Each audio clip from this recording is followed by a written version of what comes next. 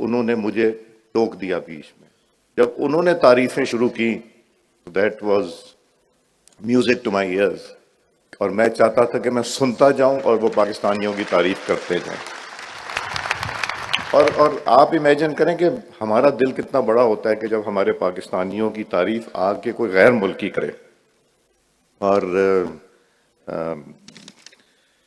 تو یہ جو آج کی کنونشن ہے, اس کا مقصد تو یہی ہے کہ آپ کی باتیں سنی جائیں. میں کچھ تجاویز دوں گا. نیشنل اسمبلی آف پاکستان آپ کی ہے, صرف ہم لوگ ڈیول نیشنلٹی نہیں رکھ سکتے, باقی پورے پاکستان کے سب رکھ سکتے ہیں. اگر آپ چاہتے ہیں اپنی جماعتوں سے بات کریں کہ ڈیول نیشنل کو یہاں الیکشن لڑنے کی اجازت ہونی چاہیے, اس پہ ڈیبیٹ ہو جائے, ڈسکشن ہو جائے, اور پھر اجازت دی جائے, اور تاکہ وہ یہاں سے کنٹیسٹ کر سکیں. یہ پہلے بھی بات ہو چکی ہے, وہ پہلے بھی بات ہو چکی ہے کہ ان کے لیے ریزرو سیٹیں کی جائیں, اس پہ بھی ڈسکشن ہو سکتی ہے. کوئی آخری حرف نہیں ہے کہ پاکستانی کمیونٹی کو ہم کس طرح انوالو کریں زیادہ. میں تو یہ سوچتا ہوں کہ جتنی ہماری ایکسپورٹ ہے اس سے زیادہ تو پیسے آپ بھیجتے ہیں, تو جو ہم ایکسپورٹرز کو میڈلز دیتے ہیں کہ highest exporter, why not highest remitter. ہم وی شوڈ آنر. علی صاحب آپ کی یہ تجویز جو ہے بہت اچھی ہے. ہم جس طرح ہم نے ایز کیا کیا ہے عطا صاحب, وہ ہم نے رومنگ ایمبیسڈرز بنایا ہے جن کو ہائیسٹ ٹیکس پیئرز ہیں, گڈ ول ایمبیسڈر. تو وائی کی ناٹ پاکستانیز ہائیسٹ 50 اور 100 remitters be goodwill ambassadors of Pakistan? Give them the honour which they deserve. ہم فورن انویسٹمنٹ لے کے آتے ہیں. فورن انویسٹمنٹ ٹھیک ہے پاکستان کے لیے ضروری, مگر جو فورن انویسٹمنٹ آپ لا سکتے ہیں یا لاتے ہیں, آپ اپنے گھر والوں کا بھی خیال رکھتے ہیں, آپ ملک میں پیسہ لے کے آتے ہیں, اور آپ پاکستان کا بھی خیال رکھ رہے ہیں. اس لیے کہ جو پیسہ پاکستان میں آتا ہے وہ پاکستان کی اکانومی کو اسٹرینتھن کرتا ہے. میں تو یہ کہوں گا یہ ہنڈی جو ہے, اس سے جو بھی پیسے لے کے آتے ہیں وہ بند کر دیں. جب وہ ہنڈی سے نہیں پیسے لے کے آئیں گے, ٹیکس نیٹ براڈ ہو رہا ہے. آپ نے اگر اپنے کسی رشتہ دار کو, کسی بھائی کو, بہن کو, والدہ صاحبہ کو, بیٹے کو پیسے بھیجیں, جب وہ ریمیٹنس کے تھرو آئیں گے اور اس سے آپ کوئی ایسٹ خریدتے ہیں, پراپرٹی خریدتے ہیں, تو اس پہ آپ کو وہ کنڈیشنز نہیں کرنی, کوشچنز نہیں پوچھے جائیں گے, اس لیے کہ آپ کا تو وائٹ پیسہ ہے, آپ کو اس کے اوپر ایڈیشنل ٹیکس دینے کی ضرورت نہیں. تو وہ پیسہ جو ہے وہ آپ کا for all times to come ایک سسٹم میں آ جائے گا.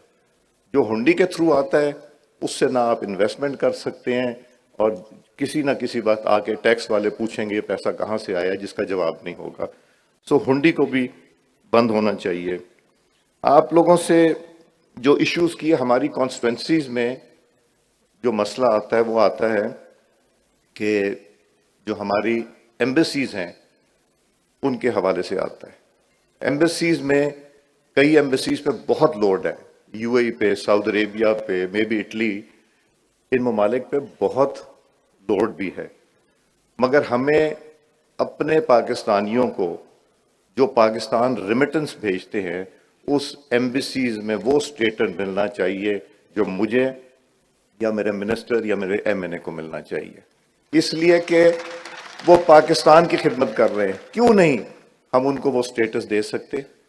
دیں گے. شکایات آتی ہمارے پاس کہ آئی ڈی کارڈ نہیں بن رہا, نادرا کا سسٹم نہیں ہے. وقت کے ساتھ ہر چیز پیپر لیس ہو گئی ہے, اور ہمیں بھی پیپر لیس ہونا ہے. ہو رہا ہے, بہت تیزی سے کام ہو رہا ہے, مگر ابھی کافی نہیں ہے.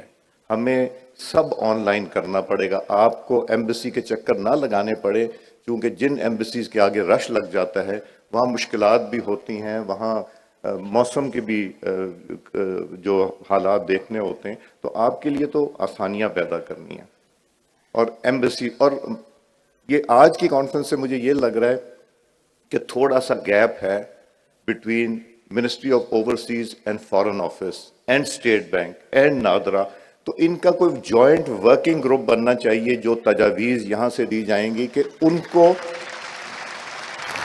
اور میں یہ کہوں گا جو اب یہاں تجاویز دی جائیں گی ان کو پین ڈاؤن کریں، اس پہ ڈسکشن کریں، اس کے ایڈوانٹیجز ڈس ایڈوانٹیج دیکھیں، اس کو پارلیمنٹ میں لائیں، ڈیبیٹ کریں اور ان کو لیجسلیٹ کر دیں، ان کے لیے آسانی پیدا کرنے کے لیے لیجسلیٹ کر دیں۔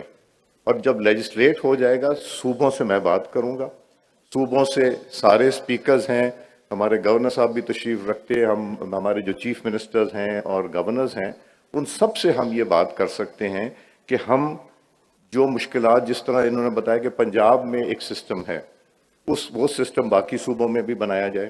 اگر پولیس ویریفیکیشن کا سسٹم ہے اس کو سمپلیفائی کرائے۔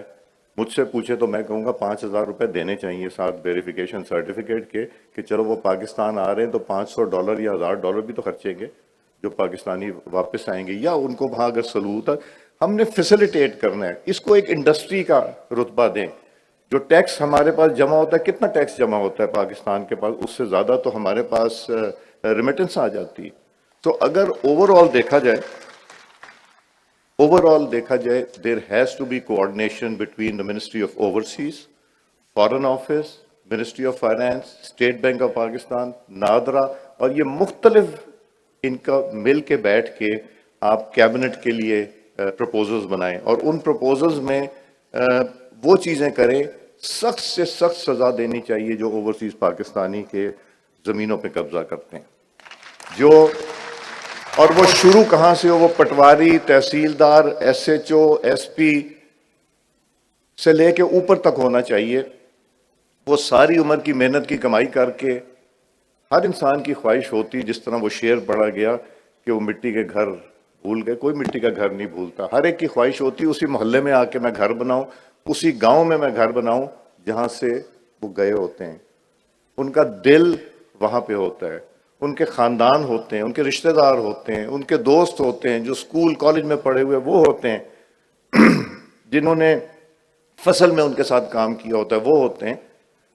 تو ان کا تو دل ہوتا ہے کہ وہ وہیں پہ آئیں اور آ کے پھر سے پیسے لگائیں، اور اگر ان کی محنت کا پیسے کی زمین پہ قبضہ ہو جائے تو یہ ہم سب پاکستانیوں کے لیے شرمندگی کا باعث ہے۔ اس کے لیے آپ فردر لیجسلیشن کرنی ہے، چاہے سالک صاحب، یہاں باقی منسٹر صاحبان بھی بیٹھے ہیں، اس پہ اور لیجسلیشن کیجئے، اس کو اسٹرینتھن کریں، صوبوں کو کانفیڈنس میں ہم لیں گے، صوبوں کو اس کا حصہ بنائیں، چونکہ یہ مرکز کے کام کم ہے صوبوں کے، مگر ہم سب کو مل کے یہ کرنا ہے اپنے پاکستانی ڈائسپورا کے لیے۔ اور میں تو چاہ رہا تھا کہ علی جاوید صاحب کی ہر چیز جو ہے، جو انہوں نے بات کی، جو اس سے پہلے ملیشیا کے سفیر صاحب آئے، سعودی عربیہ بڑا امپورٹنٹ ہے ہمارے لیے، اور میں ان سب کے چیزیں نوٹ بھی کرتا، مگر اور نوٹ کر کے تو ان میں سے کوئی زیادہ ایسی چیزیں نہیں تھیں جو کہ ہم کہیں کہ کوئی ایسی چیز ہے جو کہ نہیں ہو سکتی، کچھ شاید نہ بھی ہو سکیں، اور مگر بیسک چیزیں ہیں، اتنے سال ہو گئے ہم یہ چیزیں نہیں کر، اور ڈیجیٹل اکانومی ڈیجیٹلائز کریں، پیپر لیس کریں، ایمبیسیز پہ رش کم ہو، گھر بیٹھے ہوئے اپلائی کریں۔ جب ہمارے اپنے بچے جاتے ہیں، اور پھر یہ میڈیکل ٹورزم کی بات کی، جب ہمارے بچے خود جاتے ہیں کہیں تو وہ کہتے ہیں جی ہم تو دفتر میں بیٹھ کے کام کرتے ہیں، ہمیں کسی کے دفتر میں جانے کی ضرورت نہیں پڑتا۔ تو آپ کو بھی نہ ایمبیسی اور نہ پاکستان میں دفتر آنے کی ضرورت ہونی چاہیے۔ میڈیکل ٹورزم کا آپ نے بتایا، بالکل اس میں بہت پوٹینشیل ہے اور آلریڈی شروع ہو گیا ہے۔